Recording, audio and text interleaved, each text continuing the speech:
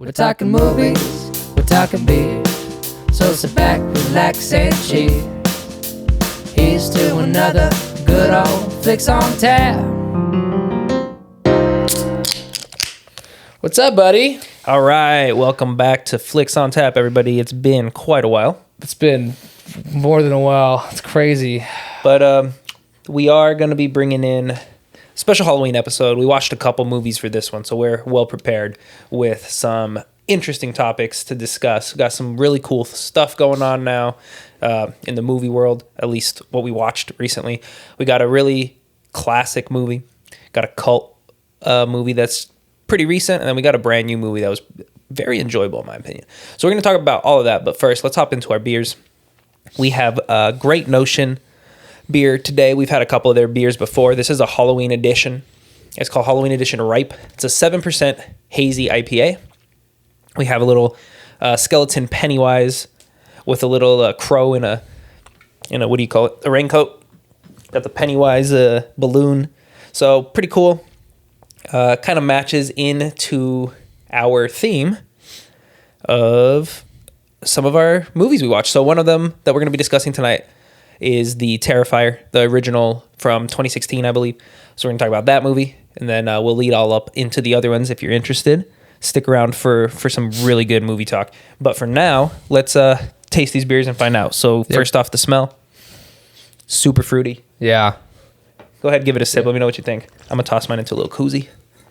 These koozies are great. Yeah, Shout out Stanley. Keep these things nice and Our cold. friend Stanley. The big homie We're not Stanley. sponsored by Stanley, but okay, that's really dope. It tastes really good. I also like it says not too cool for school on the stamp on Yes, top. not too cool for school. No one's too cool for school. Go to school, everybody. Oh. No, that's really good. Wow. That's actually, That's a good beer. That's good. Very That's classic. It's a very to. good hazy. Very light in terms of the hoppy notes, something that I do truly enjoy. But sometimes you want something nice and light and fluffy like this one. This one's has like a nice light mouthfeel, like I was saying, kind of fluffy. You're picking up on a lot of tropical fruity notes, at least I am. What do you think, Evan? Any different fruit notes that you pick up on specifically? Let me dive in again. Refreshing. Yeah, what fruit did you say again? I didn't say anything specifically. I just said some tropical stuff. I'm thinking maybe there might be like some passion fruit in there. Yeah. Maybe some guava. Yeah. I want to say peach. Peach. There's probably some stone fruit. Yep. It's a really good beer. If you enjoy more fruitier beers, this is definitely one for you. I like it. It's nice. You need to really be in the mood for something like this. At least I do. I prefer a hoppier, more classic IPA style. But this one's really good. And for the purpose of the show, it's awesome. Got our little Pennywise, like I said. So it is awesome. Let's talk about these movies. What did you think about the Terrifier? That was an interesting movie. Funny enough, this gore fest of a movie was recommended to me by one of my 5th grade students. So I was like, crazy. I need to check out what these kids are watching, and it's kind of disturbing. It's super disturbing. I mean, if you like gore, you're in the right scene. It's probably the I've only seen we've only seen the first one, both of us at the moment, right? It's probably the goriest movie I've seen, I would think. I don't know about you. What do you think? I think it had one of the most like just brutal kills. Well, I think we're going to talk about another movie in a moment that to me seems I thought it was a little bit more gory. Oh, interesting. We'll talk about let's see. I'd love to pick your brain on that, because to me, Terrifier was a really disturbing movie, honestly. So, like I said, it's let's give some background on this. Came out in 2016, directed by Damien Leone. He was not really a big star or anything. No stars in the movie. The clown actor. So Art is the black and white clown. You might have seen some pictures of him. He's a meme on the internet as well. His actor kind of picked up some like cult following as well, just because of how great he portrays this character. Because it's a cool character, honestly. The character makes this movie, in my opinion. Something unique. Like, yeah, it's a clown like Pennywise, but the way he plays the character is very entertaining. He never talks. Yeah, he never talks, never does anything. He's very like mime-ish, which is interesting. Yeah. But yeah, like I said, huge cult following. The newest one, Terrifier 3, was like the highest grossing horror film of 2024.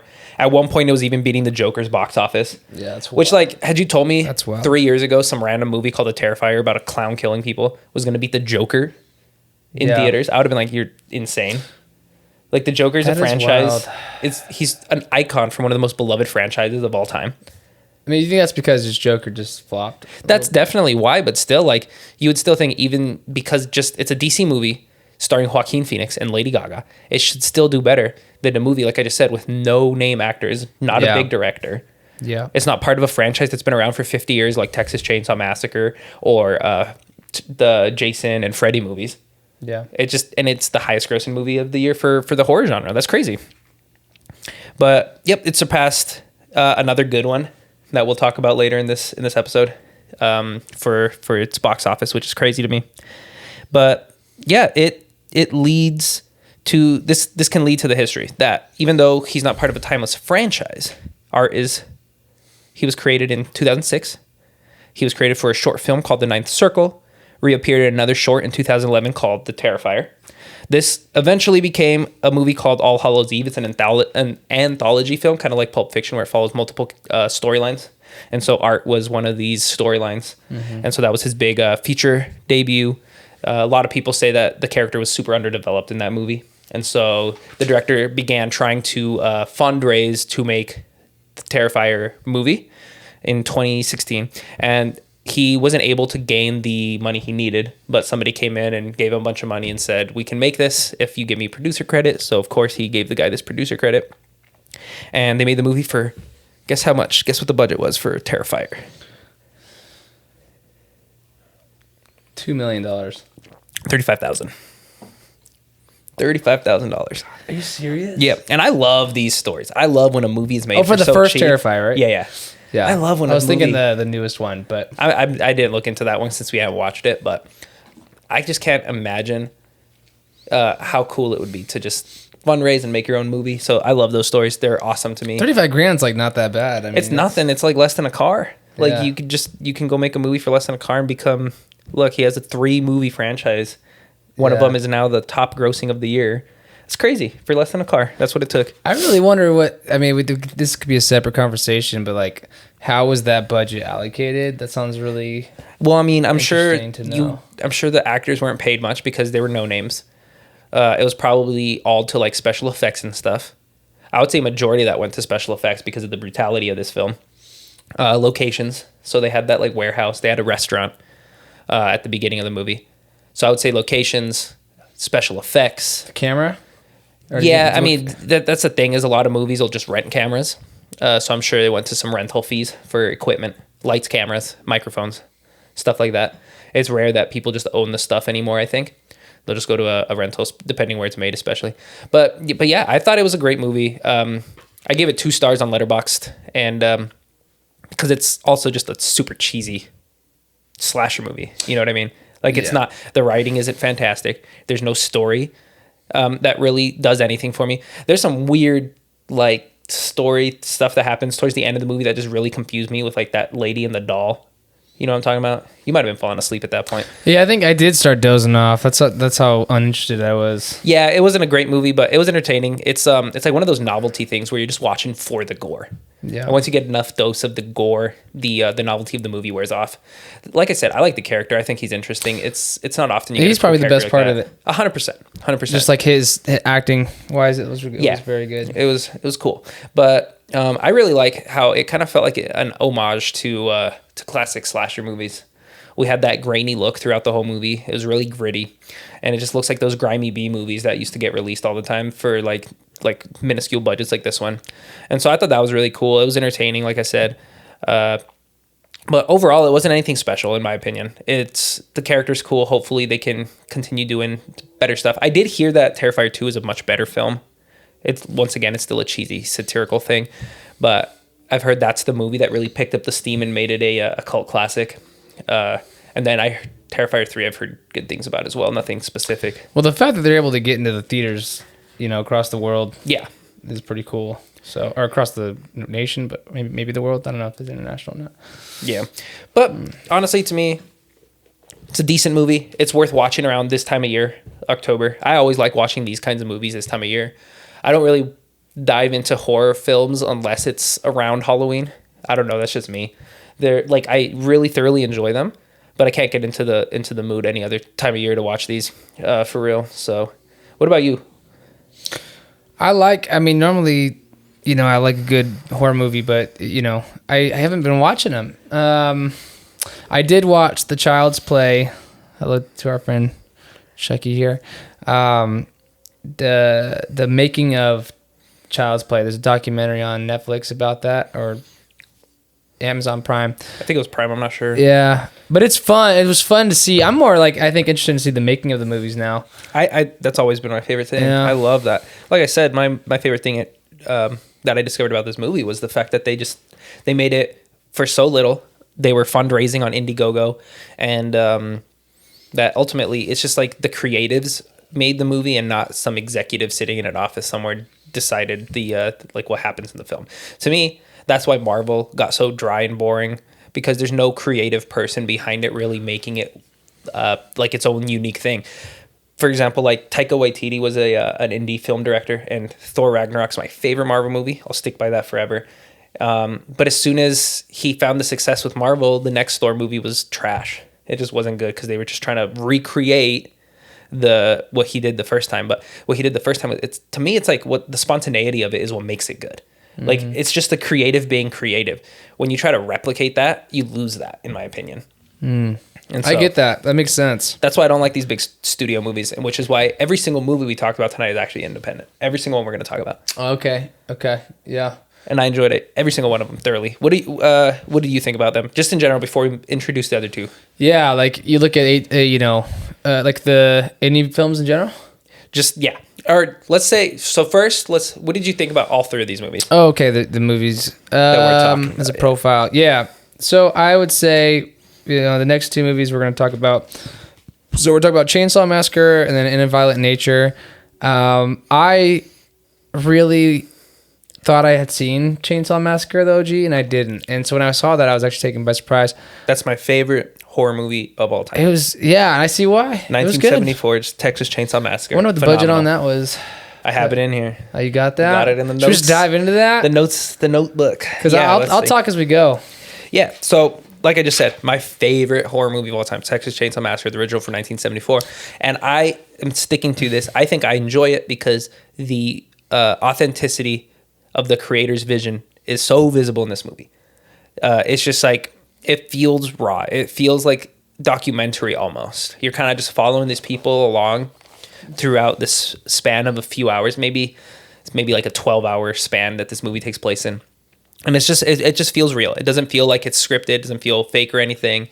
It's really cool. I really enjoy it. Let's introduce it a little bit. We watched this movie actually the day after it turned 50 years old. So I thought that was awesome. We didn't know that until we were watching. We were watching it, and I looked it up. I was like, "What's the release on this?" And I was like, "Wow, 50 years old." Yeah, that's pretty crazy. Yeah, it's cool.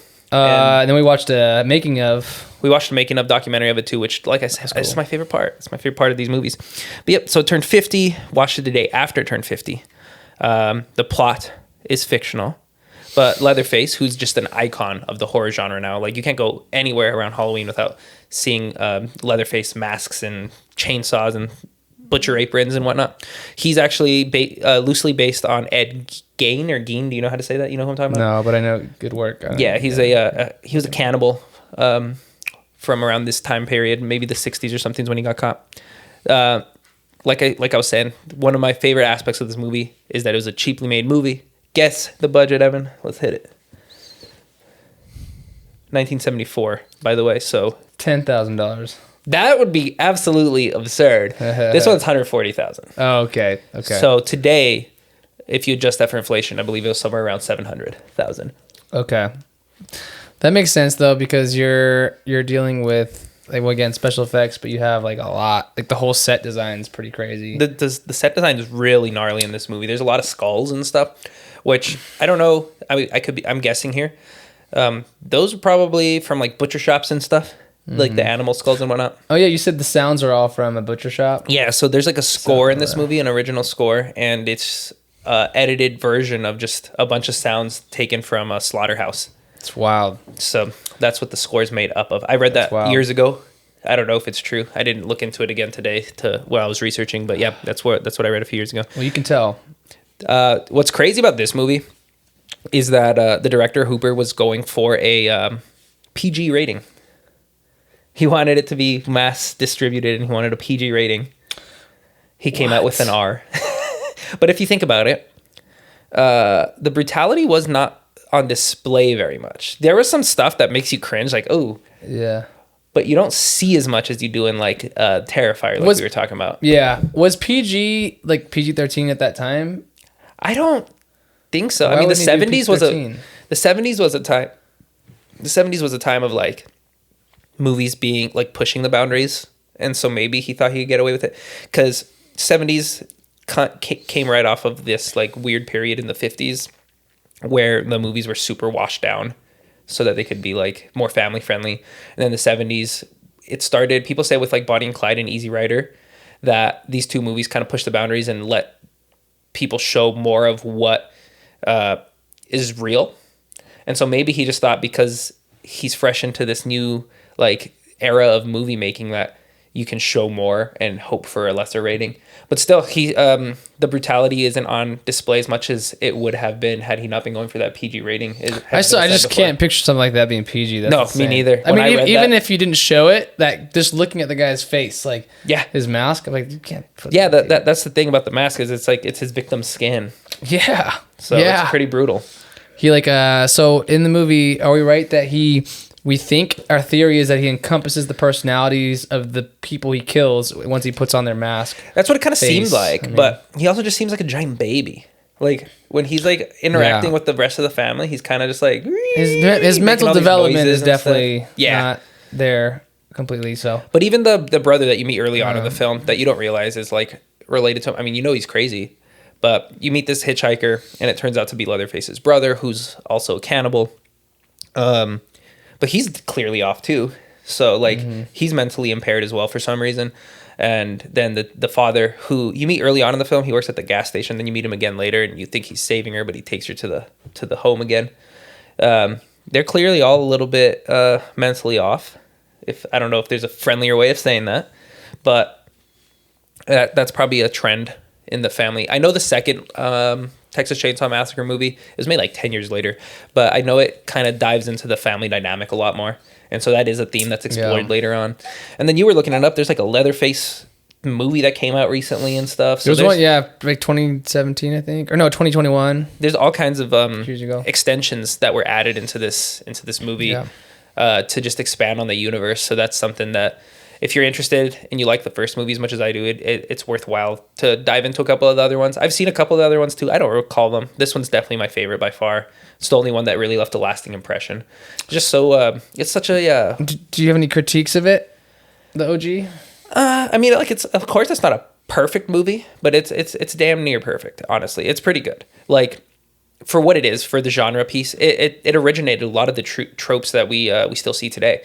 A lot of the stuff that we see in the next movie we're talking about, In a Violent Nature, we can attribute to this movie because no one had done it before 1974. If you think about it that way, like we have this giant, overbearing figure who's killing people, doesn't say anything, using power tools that you use in like daily life as murder weapons.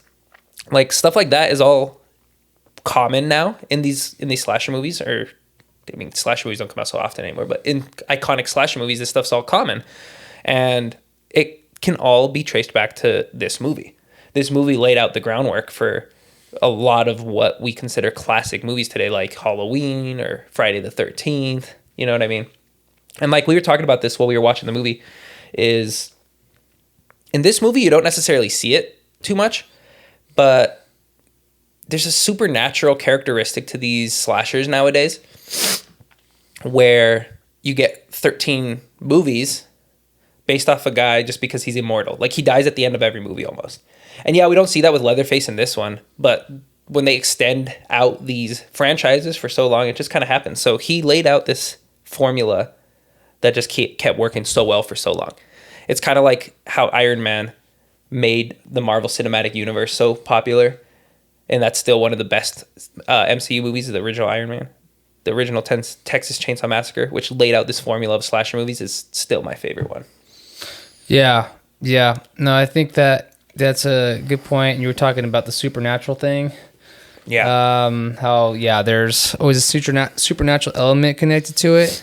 So that's a good segue into the Next movie, In a Violent Nature. Violent Nature. We've been talking about this on this show forever. We finally got around to it this month. Yeah. I think we've been talking about it for like, what, at least 6-7 months now. Since it came out, or since it was in theaters. Yeah, like 5 months then. It would have been a fun one to see in theaters. That would have been cool. Yeah. I mean, it was a lot more worth it to pay $5 to rent it and watch it, though. That's true. Yeah, it was good. I mean, I thought it was really interesting. I really thought the kills in that movie were pretty crazy. You thought they were worse than... Okay, so there's one that comes to mind that was really brutal. But I think in Terrifier, spoiler alert, there's a scene where Art the Clown just saws the girl in half directly down the middle, and you like watch him just like pull the saw through her. Dude, I think... Oh, yeah. That one really... That one to me was like really messed up. Okay, that's a good point. To me, that was just really, really brutal. 'Cause that's long. Yeah. It was just so drawn out. But In a Violent Nature... it's hard to beat. In a Violent Nature did have some really brutal kills. So the first one... Well, he like folds the girl's body and puts her head through her spine, through her stomach. Like all with these like fireman hooks. I mean, that's insane. Yeah. That one was really brutal. That's the one I was thinking of. The first kill was like classic slasher movie kill where he just saws the dude's head in half. Yeah. So he puts a saw in this dude's mouth and just saws from the inside Unlike of the mouth. the Terrifier, he's a little stronger, so I think so you're getting it's quicker death for these guys, which is good, but he goes into that trope I was just talking about, the big, overbearing, silent type. I just wonder how he decides, like, oh, I'm going to kill this person this way this time. That's a good point. It's an art form for him. Yeah. I feel like at this point, slasher movies, that is an art form in general, coming up with all the kills. Because people, like, that's what people go into these movies for. What a freaking job. Oh, my God. Yeah, that's crazy. Like... You go into these movies expecting, like, I want to see a cool kill. Well, that's why I like Chucky, because, I mean, I know the writers are should be giving credit here, like you said, but the Chucky is very explicit in his movies about wanting to, like, how it's an art form. And he, like, constantly wants to develop his I haven't seen Child's Play in so long. I think I've seen them all the Chucky movies, except, like, that new series. I think I've seen them all at one point. Seed of Chucky, Bride of Chucky? Yeah, I'm pretty sure I've seen them all. Cult of Chucky? That one I have not, I don't think. It's pretty good. Is that the newest one? They're all good. Yeah. Cult of Chucky's newer, right? Cult of Chucky's the newest one before the series. Okay, that's what I thought. Yeah, no, I haven't seen that one. But I've seen all the OG classic ones. Those are good. I really, really liked slasher movies from an early age. And so, like, when I say that one of my students recommended Terrifier to me, I get it. There's a fascination with, like, just seeing the most brutal stuff possible on TV as a kid. Oh yeah, I mean, I can't say we've all done it, but you've done it. That's what I'm saying. Probably third grade watching. That's what I'm saying. That's why there's just a fascination there with like seeing something that you know is wrong. Do you think parents should let the students see kids see that, or should they refrain them from it? Especially coming at it from the lens of a teacher. I mean, personally, I watched them. And I don't think it messed me up at all. What about you? Yeah, I mean, I don't know if there's a benefit to it, I guess, but I don't think it would hurt you. But I don't know. Some people might have some kind of chemical in their brain where they like it just sparks something that shouldn't be. Yeah, it might be an individual basis thing where you like analyze your. If you're just innately a psycho. Innately a psycho. That is gonna come out either way. Let him watch it. I mean, it's gonna happen no matter what. I mean, I was playing Grand Theft Auto when I was a kid. Yeah, me too. It's stuff that happens. So I mean, most of us are normal. It's something about having that control for a moment where you're like, or you get to watch, like, of just being, yeah. Are you about to expose yourself for something? Well, you're not actually gonna be violent in real life, but it gives you not an outlet, but like you said, it's a curiosity. You're at school, you're like mad at some kid. You're like, I gotta go home and like kill somebody on my video game because of this kid. Is that how you were thinking, dude? That's what it sounds like. You're like, it's an outlet. That sounds.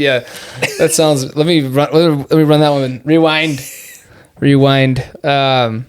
Yeah, no, it's crazy though. Oh, so Violent Nature's good. I wonder what the budget is. You have the budget on that bad boy? You took so many notes. I don't know if I got a budget on that one. I don't think so. So that was also an independent movie. It premiered at Sundance. It was at Sundance? Wow. Yeah, it was a Sundance premiere. Pretty reputable. Let me see. Oh, so we talked about it before, but I did want to bring up how that movie, what drew me to it was that we're talking about how popular these slasher movies are, right? But you never follow the slasher. You're seeing what the kids are doing. What I thought was awesome about In a Violent Nature was that the camera tracks behind the killer most of the movie, which to me, it was awesome because it just had this like nice, really slow pace to it, which can be boring for a lot of people. But like the slowness of it lets you really kind of experience these movies in a new way. And I thought what made this movie really cool was the fact that it took place in like this beautiful forest. Yeah, the visuals were very nice. The way they shot this movie was gorgeous. Yeah. I think that honestly, that it was a beautiful movie to look at. Like you just watch the forest. You brought this up early on in the movie when we were watching it. The sound design is beautiful as well. Very potent. Yeah, so you can hear the birds chirping, you can hear like leaves crackling and the branches breaking, and it's such a beautiful movie, which kind of blew me away because these movies are usually, like we were talking about with the last two, they're really gritty and grimy and ugly. And even when there's really cool shots or really cool like kills happening, they're not beautiful movies. This movie was beautiful, genuinely. Yeah, the frustrating part is in the movie, spoiler alert, as with a lot of horror movies, I guess this is probably a part of the formula for writing horror movies, but they have the opportunity to shoot him down a couple times. Like they do shoot him a but few they times. never shoot him in the face. No one ever does that. Either you shoot them in the face, you cut their head off to ensure they're dead, but no one ever does that in these movies. This goes back to that supernatural aspect. I don't know if that would help, dude. Like, I mean, they literally revived him at the beginning of the movie. So, like, the whole point... Maybe you're right. Okay, yeah, you're right. The whole point of this movie is he was dead, and they stole his little bracelet or necklace, and that somehow revived him. But it was still by the time. Yeah, that's true. They would shoot him, and he'd be down for a good minute, and they would be, like, lollygagging. And then that's the bigger issue is, like, what are you doing? But that's part, I guess, that's what keeps the audience angry, and that's what that you want. You want the audience to be like, what are you doing? Come on, just do it. Just don't be stupid, dude.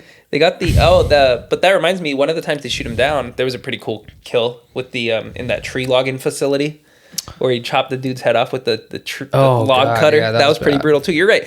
I don't know. I think that one kill from Terrifier really desensitized me because we watched them kind of back to back, like 1 week after the other. And so I felt like Terrifier was so shocking to me that this movie didn't really catch me off guard, whereas it would have had I not watched Terrifier prior to it. So those next Terrifiers must have some more interesting kills. Where's Terrifier 2 streaming on? Or what? On Amazon Prime as well. We can check that out. I've heard it's better, so we can check it out before Halloween. Maybe make a little follow-up episode or just talk about it briefly one day. Sounds good. But no, yeah, it'd be interesting to check out. I feel like if I was in them, I'd say you're talking smack on these guys, the actors, or not the actors, but the characters. And I think, you know what? I don't know. I can't tell. I would either book it for my life and get out of there, fight or flight, or you sit there frozen because you're so nervous. Yeah. And have a panic attack, you know? I mean, and so maybe it would be hard to get out of there. What stuck out to me the most from In a Violent Nature was how you follow him, and so he's super slow, right? Mm-hmm. But somehow it doesn't really answer the question of how he's still appearing behind these people and killing them so quickly when he's so slow. Like I said, the movie drags on. I like it because I like watching the visuals, and I think the camera work is amazing, and I give props to the people who worked on the movie. But it's a very slow movie, and I think that was intentional because you follow this guy, and he's walking at the slowest pace of all time. And then, like, the first kill in the whole movie, before he starts tracking these teenagers, was a guy who runs out of his house, and the guy's chasing him, and this guy's sprinting full speed, and the killer's just walking. But somehow, by the horror movie God's luck, this guy stepped in a bear trap. You know what I mean? Yeah. So stuff just happens for these killers to just get lucky with this. Like you're saying, like, oh, I would just book it out of there, or you freeze. No, if you're in a horror movie, something's going to happen to you, buddy. Well, I guess and I always look at these things in hindsight. I'm like, the story, pretend it was like a real story. Pretend it was real. The story would not be told if they got away. And so therefore, you just have to have that happen. Otherwise, there's no story to tell. So I guess that's but it's so easy because it's a juxtaposition because you get frustrated at these characters. But it has to happen. But what's crazy about that is the contrast between the speed of that slower horror monster guy in Violent Nature. His name was Johnny, I think. Johnny. Okay. It was so plain, yeah. What the heck? And then the dude in the freaking Texas Chainsaw Massacre. He's so Leatherface? fast. For a big dude. Which is also kind of crazy. Yeah. I like watching that dude running with the chainsaw. Man. Making his little groaning noise. He's like, yeah, for real. Like but a he wouldn't gorilla. stop. He was so persistent. Like he was running know. for like 20 minutes straight chasing this girl. It was dark time, so I'm sure it's hard for them both to see. Or nighttime. It was super dark though. Like I'm like, now I think about it, that would be crazy if you were in. There's no flashlight and you're just running from. And you hear the chainsaw in the background. It's terrifying. Like coming behind you. It's terrifying. Because that's the thing. You got to consider this too. The dude is at least 260 pounds. Yeah, he's got a mask on. Sprinting with a chainsaw running. Yeah, that's actually impressive. There's only one scene where what you think would happen happens, where he falls and he hits his own leg with the chainsaw. Oh yeah. Did he kill you remember the truck guy at the end? Did he kill that guy or did they both get away? Shoot, I don't remember now if he kills, because the girl jumps in some random pickup bed, remember, and so it takes off, and then there's that. I can't remember if he killed the other trucker though, but there's that classic image of him in the suit spinning around in the middle of the street with the chainsaw just revving. I think that's such a cool image, and it's like sunrise, so the sky's all orange. It's such a cool shot. I love that shot. And then the girl's in the back of the pickup like crying. That movie also set up the final girl trope, which is like a girl always lives at the end of these movies. Oh yeah. So that's another thing that movie introduced to us. Interesting. And then I heard that Terrifier 2 has a final girl thing that leads into the new Terrifier 3. Okay. Wow. That's interesting. These franchises are always interesting, and that's what the first Terrifier was lacking, in my opinion. Was there's like no lore to it. I mean, I guess Texas Chainsaw Massacre didn't have any lore to the first one either, but as you know, later on it builds and we learn more about Leatherface and the family and everything. But with Art the Clown, it's a character where it's like, what's this dude's story? Because like Jason, the first Friday the 13th gave us Jason's lore right off the bat, and that was cool. To me, Friday the 13th was my favorite slasher movie growing up, because I thought the lore behind Jason was super cool, how he drowned in the lake and he's coming back for all the campers, but the first movie was his mom and not even him. I always thought that was so cool. And then when I got older and I watched Texas Chainsaw Massacre, I was just like, it's such a better put together movie. But I think Friday the 13th is one of my favorites also. What about you? Have you ever seen that? Oh yeah. I dig that. Freddy vs. Jason is one of my favorite horror films ever. Me too. What concept? I think that was one of the first ones I watched because my dad likes those movies. Yeah. My dad likes like those cheesy movies, so that one was always one that he talked about. Well, that's just cool though, because everyone wonders what would happen if the monsters fight each other. You know, if the worlds come to collide. They're like the original MCU, dude, bringing in movies together, bringing in characters. Yeah. You said something interesting when we were talking about it, like, or somebody did, or maybe it was in the documentary, that the next development for any like kind of stale horror series is they make it like in space, and then they did Jason X. that was in that documentary. Let me see the name of that documentary. I don't know what other ones there are, but there's probably that movie. Jason X is actually kind of sick though. Have you seen Jason X? Dude, I saw it on TV one night when it was just like on. I don't Sci-Fi remember it at all. Channel? Yeah, something like that. It's crazy, dude. I gotta find the name of this documentary we watched after Texas Chainsaw, because it was really good and I want to recommend it for anybody who's a fan of Texas Chainsaw like I am. But it's been cited as one of the most influential and best horror movies ever by multiple people. I think Quentin Tarantino said it's a perfect movie at one point. I gotta look. I gotta fact check that, but I think he said that. So, Texas Chainsaw Massacre: The Shocking Truth on Amazon Prime if you're interested. And then got Terrifier 2 streaming on there. The Witch, the A24 movie streaming on there. That's a good movie. Have you seen that? No. That's another that's another example of a really slow horror movie that's very impactful. So like nothing happens, but when something happens, it's like, oh yeah, that was Witch. Good. That's a good one. Is that one with Robert Pattinson? No, that's The Lighthouse, which is also fantastic. Yeah. But The Witch is with Anya Taylor-Joy. Oh, gotcha. Yeah, you showed me the trailer for that. That's cool. Dude, if you're trying to watch some horror movies, Prime is just streaming such good ones. Killer Clowns from Outer Space, The Puff Keepsy Tapes, American Werewolf in London, Wolfman, Nosferatu. I think Terrifier 2 would be the one to go with. Yeah, 100%. That's what I'm like interested in right now. The Thing is one of the best movies ever considered, and it's a horror movie. You know what? There's this movie my dad always used to tell me about that I've always been curious about. It's called, I think, The Tire, And it's about I've heard of this. It just You heard rolls of that? around killing people. Dude, yeah, it's a possessed tiger. Yeah. You know, did you ever watch the one with Seth Green? And it's like a 90s one with the killer possessed hand that gets chopped off. I've heard of it. goes I've around- never seen that. Yeah, I know what you're talking about. It's pretty crazy. It's funny. It's Yeah. it's like one of those comedy horror hybrids. Those but- are good, like satirical, like Killer Clowns. Yeah. Killer Clowns is definitely a comedy. Okay, so here it is. Quentin Tarantino said there's very few perfect movies, but Texas Chainsaw Massacre is one of them. And he's talking about the 1974 Tobe Hooper version. So, yep, that's the one. See, I told you, it's a great movie. Like, you have to watch it. The list of his perfect... Oh, wait, Oscar winner... never mind. Oh, yeah, so his 5 perfect movies besides Texas Chainsaw Massacre, Jaws, The Exorcist. That's another good horror movie. The original Exorcist is fantastic. I forgot about that. Have you seen the original I Exorcist? have. William Friedkin directed that. That's a good movie. I like that one. That one also was coming up at the time in 1973, I believe. So it was like right at that period of time where movies were trying to push the boundaries as much as possible. Was like that I just saying. before Texas Chainsaw Massacre? Yeah, 1 year before, if my dates are correct. But What are the other movies on the list? Annie Hall, which is a Woody Harrelson? Woody Allen movie. Oh, Woody Allen. Oh. Young Frankenstein. That's a funny movie, dude.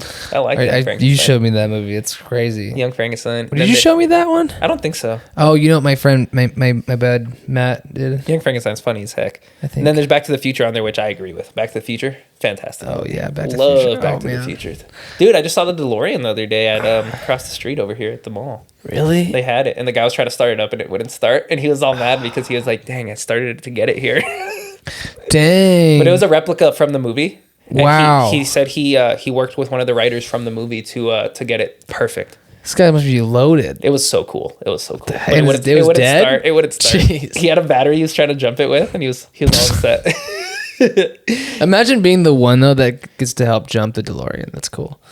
I have to see that, too. Have you ever seen Children of the Corn? That's a good one too. I like Man, that. that opening scene is insane, dude. Still, to me, the craziest movie that I've ever seen in the horror movie genre is the one where the girl gets her head chopped off, and then it's not Midsummer. It's the same director, Ari Aster. yeah, Hereditary. yeah, it's Ooh, just so disturbing. insane. Disturbing. Disturbing is the word for it.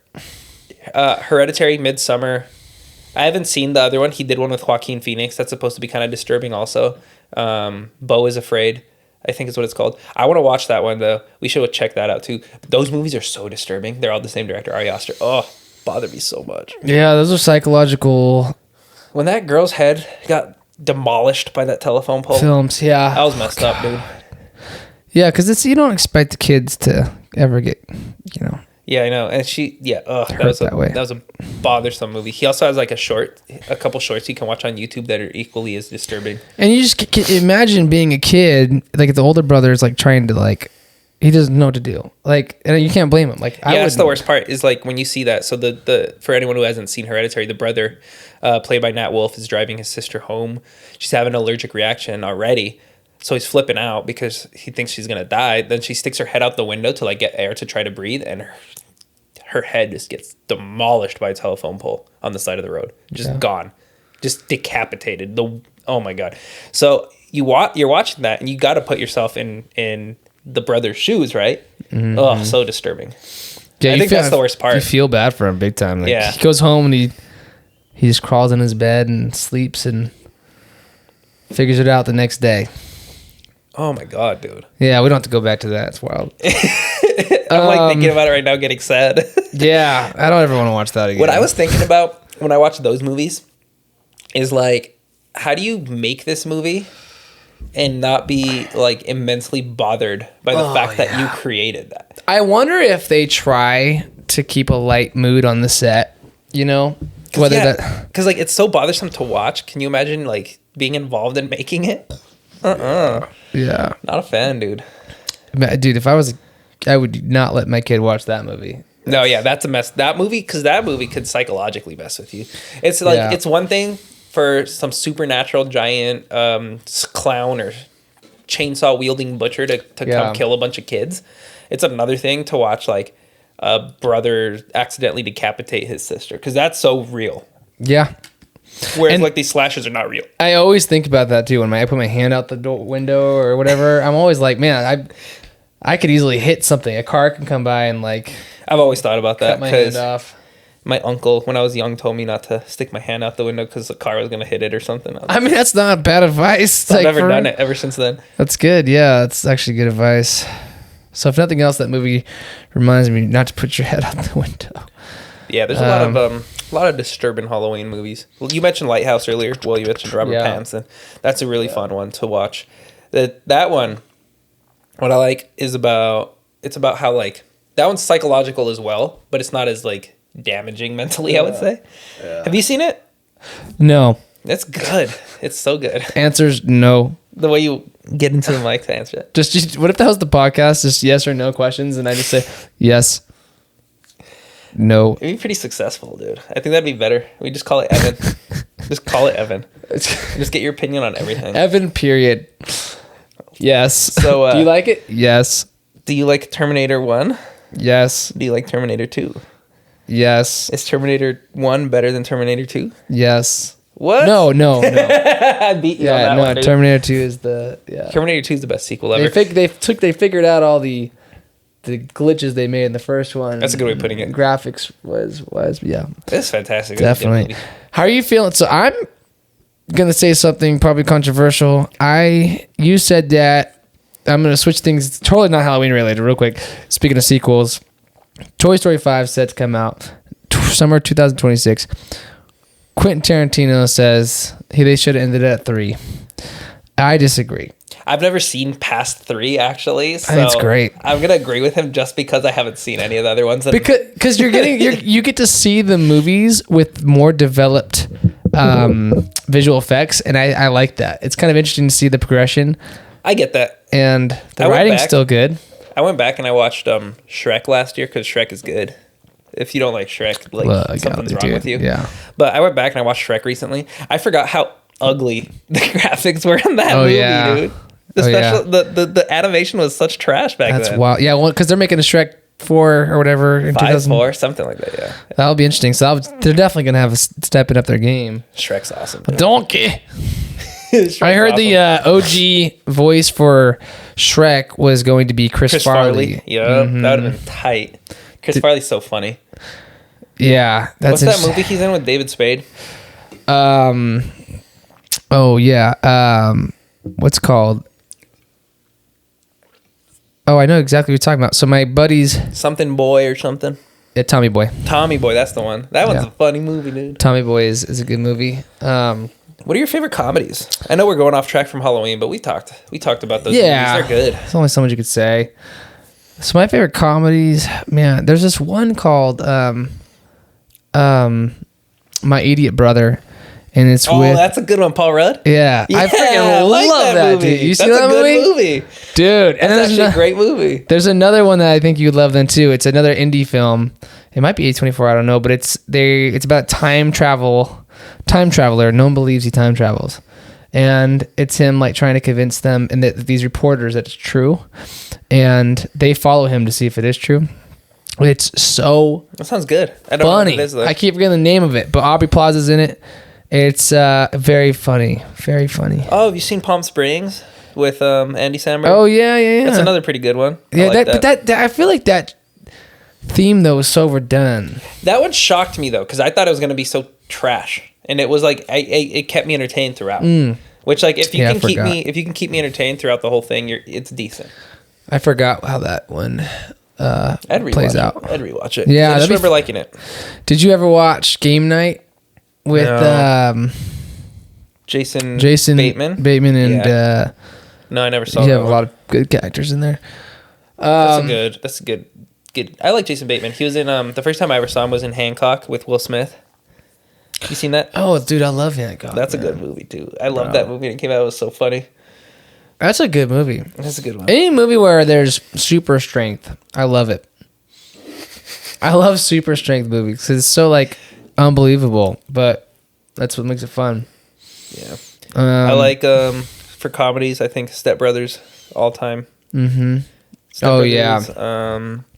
Pineapple Express is hilarious. Well, to blend. Oh yeah, dude, that's the one right there for sure. To blend the comedy and horror thing. So I wish they make another scary movie. They are making another scary movie. They are? Yeah, Paramount announced it, I'm pretty sure. No, is there a trailer on it? No, not yet. I think it just got announced like a couple months ago. Let me look that up real That's quick. good. But yeah, so I like Will Ferrell a lot. What else for comedy? Oh, my favorite comedy movie of all time actually is from like the 50s. And it's so funny. It's unbelievable that it holds up to this day. It's so ahead of its time. It's called Some Like It Hot with Marilyn Monroe. Marilyn Monroe? So funny, dude. These two guys. It kind of, I don't know if this is 100% accurate or not. I think that white chicks stole this movie because it's about these two dudes who are running from the mob, and they join Marilyn Monroe's like dancing troupe and they dress up as women. And so they're in this troupe as women. And it's so funny. The ending scene of the movie is so ahead of its time because it's like the 50s or 60s, right? And Yeah, that's hilarious. This guy had a crush on one of the guys the whole time, thinking he was a girl. And at the end of the movie, he whips his wig off. He's like, "I'm a man," and the guy's like, "It works for me." Dude, I would check that out. It's such a good movie. I love White Chicks. I want to man. rewatch that movie. So if you want to watch that, we have to. It's one of my favorites ever. It's like in my top 10 favorite movies ever. All right. What was I looking up? Oh, Scary Movie. Scary Movie sequel, I'm pretty sure. Scary Movie sequel. I don't know. Coming out? They're also making a Goosebumps series I heard about that. with David Schwimmer. Or it's like there's a trailer for it. I don't know. I swear I saw an announcement for Scary Movie. Well, they're due. I mean, they should be doing satires like that all the time. I feel like they never get old. Oh, well. It's hard to find because you type in Scary Movie, new Scary Movie, and it just a bunch of like Oh, yeah. werewolf and a bunch of other movies that are coming out that are in the horror genre come I up. mean, you can type in scary movies, Charlie Sheen, new movie. Like, is he still alive? Yeah, but he has AIDS. Does he? Yeah, he has HIV, I'm pretty sure. Dang. Charlie Sheen, Scary Movie, new movie. I don't know, dude. Scary Movie 5 was the one Charlie Sheen appeared in 2013. I don't know, dude. I'll find out about this, so we'll talk about it next time. But We'll figure it out. what was it? Oh, you know what? This is a good time to bring it up. I'm actually really mad this movie comes out in December and not this month. Nosferatu. Oh, yeah. That is crazy that it didn't come out. So excited, dude. Willem Dafoe's in it. He's in everything, man. That's crazy. I was reading this headline. I didn't read the whole article because I was doing something else at the time, but it popped up on my feed. A lot of the movie is lit with candles.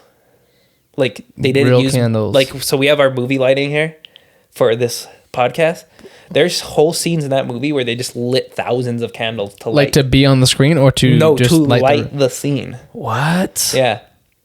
So I'm so excited for this movie. This is the director of that witch movie I was just talking about, Robert Eggers. Yeah. And so I'm super excited for this one. He did another movie that I really liked too, and I can't remember. Lighthouse also, I think he directed, which was really good. Gotcha, yeah. Willem Dafoe kind of looks like Nosferatu. He's playing the vampire hunter, I'm pretty sure. He's got the face for a vampire, though. He played, was that him who played it? Willem Dafoe, I want to say, was in Francis Ford Coppola's Dracula movie. No, that was Gary Oldman. Bram Stoker's Dracula. That was Francis Ford Coppola's, which we still haven't seen. I want to see Megalopolis, dude. It's too many movies to watch, dude. Yeah, Gary Oldman played Dracula in Bram Stoker's, and Keanu Reeves played like the main character. I don't know who's playing the main character in this new Nosferatu, so that'd be interesting to see. Nosferatu. Isn't it? You mean who's playing Nosferatu? No, not Nosferatu. Who's playing the main guy? So Count Orlok. Oh, dude, I forgot about this. I know who's playing Count Dracula. So it's Count Orlok in Nosferatu's the name. Same character though. Take a guess who it is. Isn't it the guy that plays It? It's the guy who plays It. Yeah. What's his name? Bill Skarsgård. Yeah. Skarsgård. So is that his thing now? He's just doing all the horror guys? I mean, I'm not mad. He'll do it well. If He will do well. Yeah, he'll do it well. So Willem Dafoe's playing Professor Albin Eberhardt. Who's playing? They changed some of the characters' names, I think, because they don't have. They changed some of the names. It looks like. Anyways, No, I'm super excited for that movie. That'll be fun. A fun time. You know what? So the Lighthouse, there's like, it's mostly psychological, but there's like mermaids are like the main thing in that movie. That's dope. Yeah, it's a cool Like movie. killer mermaids? I don't even know if it's like a hallucination or not. The movie kind of confused me, to be honest with you. Did you ever see that Leonardo DiCaprio one with, it's like Shutter Island? That's a freaking trippy movie, dude. I've never seen it. It's I wanna trippy. watch it. It's one of those movies where at the end you're like, oh, no way. I think I have it. I'll tell you. Okay, I'm gonna tell you another movie that's really awesome. Monster House. Do you ever see that animated film? I used to watch that all the time when I was a kid. Same here. Yeah, I don't know why I really liked it. I don't remember what it was about or anything. I just remember liking it as a kid. Same here, dude. I thought it was tight. I remember I got my whole family in the living room. Like, you guys have to watch this, and they're like, "This is so stupid." Yeah, But it's not good, I don't think. it's so good. But like dude. looking back, I really enjoyed it. I mean, I kind of want to rewatch it. But I'm trying to see. I think I have Shutter Island. I want to see. Because you would really enjoy that movie. It's so trippy. I think there's so many movies to watch that sometimes I just avoid them. Yeah, that's how I am too. Yeah, That's you what I'm know, saying. yeah. It's just overwhelming. Okay, let me see. I want to bake some cookies. Yeah, I do have Shutter Island if you ever want to watch it. You have it? On my Vudu account, you can just log in on the TV and watch it. Dope. Yeah, that's good to know. Okay. I wonder how we're doing on time, my friend. I have no idea. It's 7:30. We're probably like 30, 40 minutes in. You wanna split a second beer? Not split one, but you wanna have a light beer? I'm still working on this one, but yeah. All right, I'll be back. Yeah, I'll Entertain the audience for me. Okay. Yes. Yes. No. Okay, why did the Scarecrow win an award? Because he was outstanding in his field. That's all I got. I've said that joke many times to people, and I will probably continue to use that as my only dad joke that I know. But that's okay. Thank you, and good night. Oh, welcome back. I think I just lost the audience. That was a solid dad joke. Don't even. Thanks, dude.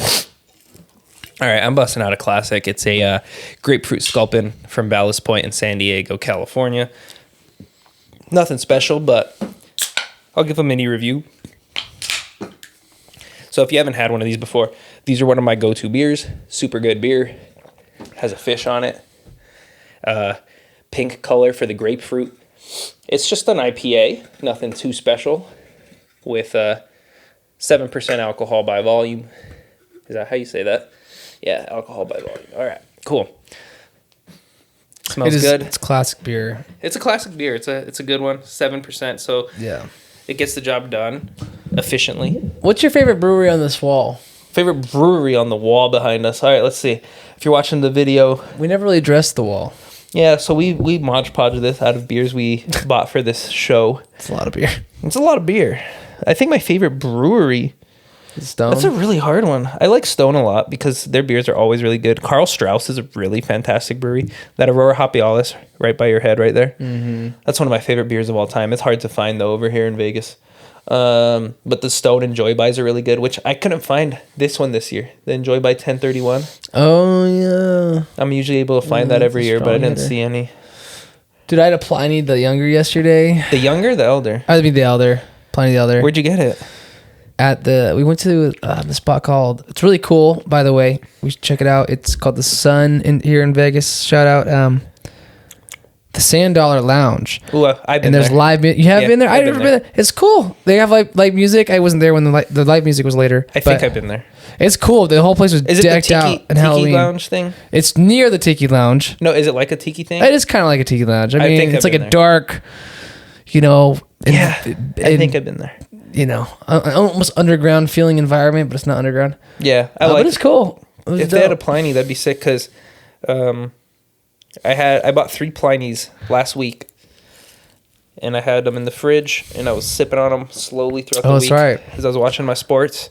But I went today to buy some more, and they were sold out. So I don't know if they're getting any more back. Are or there not. Pliny the Youngers too? There is. It's a special release. That's why when you said that, I was excited. I was like, Wow. "Where'd you get that? I've never had it." Yeah, it was Elder, but yeah, they're heavy hitters too. They're like 8%. Yeah, I love them. No, they're only 6.5. Uh, The Plinies. well, the one it said on the wall 8%, unless they're hyping it up. That's weird. Yeah, no, they're 6.5. The classic Plinies. Maybe they're lying. Maybe you got an Elder. or younger. Maybe it did. Yes. That'd be sick. I need to go check this out now. Yeah, that's cool. That's cool. But yeah, that's one of my favorite beers ever. I would go to that one all the time. I like that one for when I'm just chilling, like watching sports and stuff. Yeah. No, I think that's dope, dude. It's really tasty. It was really good. Russian River doesn't miss. Like I was yeah. I like their lagers and their pilsners too. Even though that's not a style I go for. If I'm gonna choose a lager or a pilsner, the Russian River is available. I'll go for that one. I went to this place called Cerveza recently, up in North Vegas. They had a blonde from Russian River. So good, best blonde I've ever had. Russian River does not miss. Their beers are fantastic. My favorite ones ever. I think one of my favorite beers I've ever had is called like Happy Hops or something from Russian River. So good, so good. Happy hops. Yeah, isn't that sick? I'm a hop. And it was just like Happy a cute. hops. It was like a cute little hop dude smiling on the cover, Aw. on the bottle. But it's so good, dude. So good. Yeah, it's like we said, it's fun to have. Also, just design cans is so fun. I still am like, I think it's really cool that you can get away with this art because obviously it's not the exact it, but Yeah. everyone knows what we're talking about. But I love that you can get away with that. I'm still working on my great good, notion. I'm taking my time, which is good. So the ballast point, since we're talking about beer again, and we were talking about how it's a classic, it's at least the grapefruit sculpin. It's a pioneer tasting beer. It has a lot of the hoppy notes that are coming up forward, but there's like this citrus bitterness, kind of like orange peel on the back end. That's probably from the grapefruit. Fantastic beer. If you're more into the bitter flavors, more into the hops, this is the one to go for. I love them. Really good. One of the best beers I've ever had is actually, it was a limited release sculpin. It was a pine sculpin. So good. Oh, pine. It was the same exact can, but instead of pink, it was all green. It was really good. That's really cool. What are your thoughts on Chris Pine? I haven't seen that much stuff with him in it. You know what movie he's in? That's fantastic. Great movie. It's a bank robbery movie. I can't remember the name now. It has Jeff Bridges in it. Is it like a Western? Yeah, it's a neo-Western. Neo-Western, yeah. So it takes place in modern times, but it's like the classic Western tropes are in it. So good. Why can't I think of the name? Hell or High Water. Fantastic movie. Chris Pine's in that. He does so well. Love that movie. I love that movie so much. Super underrated movie. When I was in film school, I kind of ripped it off a little bit and did my own version of it because I liked it so much. Ah, got you. What was the name of your short film again? What was it? Selfless. That's sick. It had a different twist to it and stuff. It was similar though. Two brothers. We'll link that. We'll link that in one of our YouTube. One day. No, put that link in the YouTube. I think it's all privated. We'll make it unprivated, whatever that means. We're gonna work on making a movie one day, so we'll do something. Yeah, when you were talking about it being, potentially be able to make. I know you can make one on like with just a few grand, but like even if you had 50 grand, I mean, together. Like fundraising that, doing all that. I mean, I feel like that's so doable. I think it's crazy that Terrifier was only made for 35 grand though. Like, cause that movie's not that old. It's only about 8 years old. The original Terrifier. That's true. Yeah. 35 grand in 2016 was nothing. But they probably spent more on marketing. They probably did additional, like to make it. Yes. But that's true too. I mean, I think that's really where the meat of it is marketing a film. Yeah. Right. Cause I forget, I didn't see how many theaters it went into. Well, now there's so many streaming opportunities that it could be good or bad, could dilute the process for you, but I do feel like you can get your movie on YouTube easily. Oh, that's easy for sure. But like people actually watch stuff on YouTube, and movies on YouTube, so it's just pretty cool. I don't know. When I used to make my short films, I would look up similar short films on YouTube and just watch them to see like the quality and stuff. It's so people do watch them. They're fun. They're entertaining. Yeah. Like I said, you can see a bunch of Ari Aster's short films on YouTube. I don't know. I haven't tried looking up these Terrifier short films. We should try to do that after this. You should see if the Terrifier, the original 2011 short film, is on YouTube. That would be entertaining to see. I do think it's fun to make. Yeah, we could do that. And I think the TikTok short film world is kind of fun. It's a thing. Yeah, that's a thing. I have a friend who does, I don't know if that's like strictly what he's doing, but he works with like a production company that's that's kind of just producing stuff all over the place, like for the internet and stuff. That's cool though. If you could do a little short story in 30 seconds, that's impressive. Yeah, we have the gear for it. We have, the camera. I know, we're so busy. We got to sit down, write a 2-page script and produce it. It's not that hard. Just get our feet wet with something super simple. Yeah, let's do it. We should do it tonight. It'll be just what we write it about. Real time. Try to make sure we can upload a podcast for once.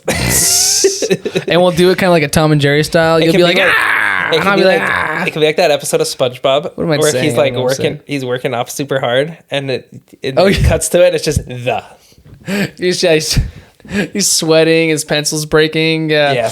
No one's gonna get this far into the video but I'm gonna be Patrick for Halloween for school this year. You said no one's gonna get this far into the video. You don't think so? No, not before Halloween. Maybe one day.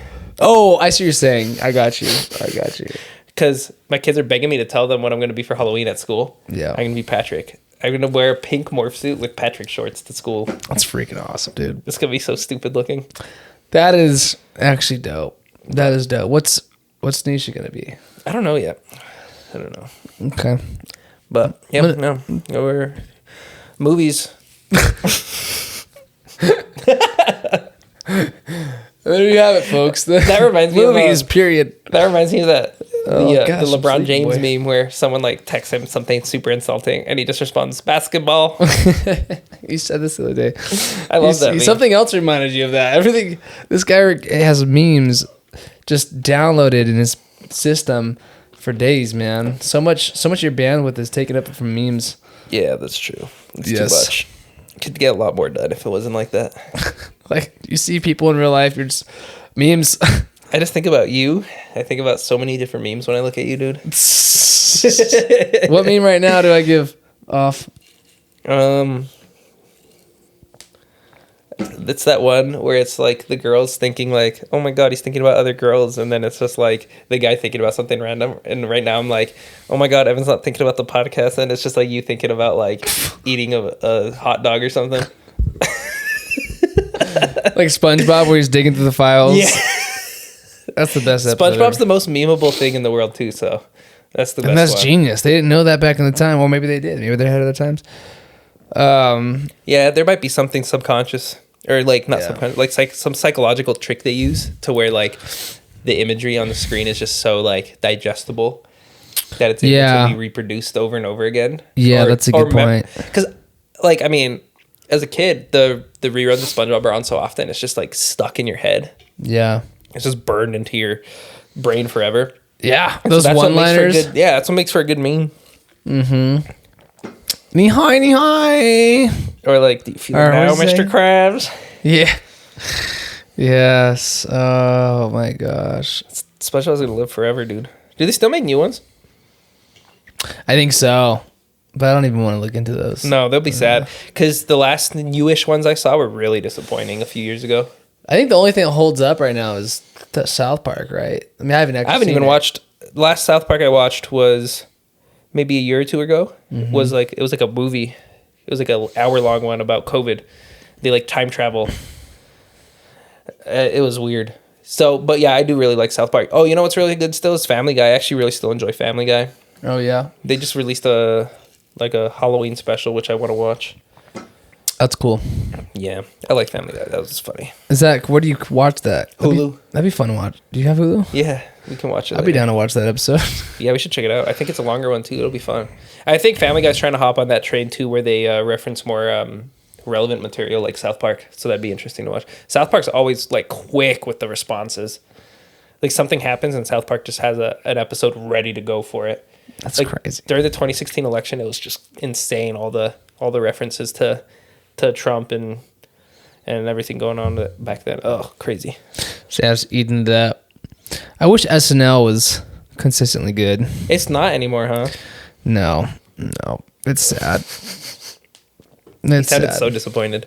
I was watching one of the recent episodes. Who's like the main actors besides like Kenan Thompson? See, I don't even know their names, man. That's sad. When you can't name the cast anymore on SNL, that sucks. Yeah. That's sad times, dude. That reminds me, dude, I'm so excited for Happy Gilmore too. Oh. Yeah. Love me some Happy Gilmore. Yeah. Adam Sandler. I don't care what anyone says. Adam Sandler's He's GOAT. great. His new special is really funny. Oh, you watched it? Yeah, it's wanna- really simple. Did you watch Uncut Gems? Yeah, Fantastic. that's that keeps you on the That's a good freaking movie. edge of your seat. Did you ever watch Hubie Halloween with Adam Sandler? No, I haven't. It's so silly. I mean, Yeah. I wouldn't. You know which one I recommend it, but You know which one I really disliked was that murder mystery one with Jennifer Aniston. you like that one? I didn't like it at all. I got liked bored it. like 10 minutes in. Oh, Turned it off. I like that combination though. I do like them together, but yeah, I get it. I think my favorite Adam Sandler is Happy Gilmore. Mine's Mr. Deeds. That's a freaking good one too. I like the one with Cole Sprouse or Dylan Sprouse. What's that one? Big Daddy. Big Daddy. That was funny. Love that one too. Oh, Longest Yard. Yeah, Fantastic Adam Sandler movie. How do we get to Adam Sandler? we're just kind of. I vibing. think we didn't anticipate getting through horror movies this quick, but there's not a whole lot more. 50 to First Dates. Fantastic. Yes. Billy Madison's funny. Click. Dude, Adam Sandler has the lineup. Oh, dude, you don't mess with the Zohan. You ever watch that one? Yeah. That one's freaking hilarious. Yes. Oh, I love The Wedding Singer. I'm just scrolling through his filmography right now. Wedding Singer is freaking amazing. He does have so many films. Dude, that movie Hustle, the basketball one from a few years ago, I haven't seen that one. so good. I recommend that movie. I love that movie. All right. Because it kind of has like a more serious tone, but it still has his like comedic aspects. But it's a sports movie, and I know you like sports movies. Yeah. It has Yeah, I'm like down. is a really good, and I would love it. What's that on? that's on Netflix. It's a Netflix movie. If I remember correctly, in that one they have a lot of actual NBA players in the movie. Yeah, LeBron James is in it. If I remember correctly, I think even the guy who's on what's his name? I should remember his name. Anthony something on the Timberwolves is in that movie too. Anthony Edwards, I think. Shoot, I don't know. My brain is fried right now with all this beer. Same here, dude. I spaced out. While Oh, you were yeah, talking, I was just looking at the wall. Queen Latifah plays Adam Sandler's wife in that movie. Which one is that? Queen Latifah, Which movie, though? Hustle. Oh, okay. I know you would like that movie because I caught you watching freaking Hard Knocks, the Giants Yeah, story. I do like sports docs and I do too, though. I really do too. So I get that, but it was just funny. just To pulls me. the curtain. Yeah, Yeah. I like that. Uncut Gems. Really. So Click though. Classic, You gotta like Click. classic. Yeah, man. We could talk about Adam Sandler forever. Now the question is: Adam Sandler, Jim Carrey. For me, Adam Sandler. Yeah. I know Jim Carrey's technically better, right? But I've I watched, mean, I don't know if he's better. I shouldn't say that. I don't know. I think people would Better generally character say that. actor probably, but Yeah, that's what I'm coming from. But I think Adam Sandler's better. Also, Adam Sandler's Serious is really, really, really good. That Punch Drunk Love, I haven't fantastic seen movie. that one. Fantastic. Dang, he's got so movie. many movies. That's a Paul Thomas Anderson movie too. So that's the director of There Will Be Blood Oh wow. and Hard 8. And yeah, that's a good movie. Okay. Dude, you should watch Hard 8 too. John C. Reilly. So the guy from Step Brothers. He's also with He's a serious actor too sometimes. really. I Yeah. can't picture that. So Hard 8 is actually really good. It's a gambling movie, but it's more like of a crime movie, and Samuel L. Jackson's in that. And it's called Hard 8 because there's like this scene where they're playing craps and he always bets on the Hard 8. Dang. All right, that's right up your alley, dude. Mm-hmm. Oh man. Well, I feel like I'm talked out on movies, dude. Running on Steam. We could keep going forever. Let's I think we're good. Let's end this It's okay. episode We're here. easing our way back in, you know. Let's end this episode here. Let's think about what we're gonna watch next. Maybe bust it out tonight. Well, who knows? Anyways, just remember to always Beer happy. Cheers. Cheers, guys. Good night. Peace. Good morning. Good afternoon. Wherever you Whatever are. time you're watching this. Bye. Have a beer. Yes. No. Have a beer. Woo!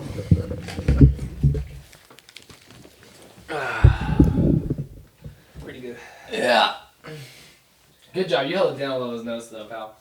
Yeah, no, we're gonna have to hop onto some entertaining movies coming up soon.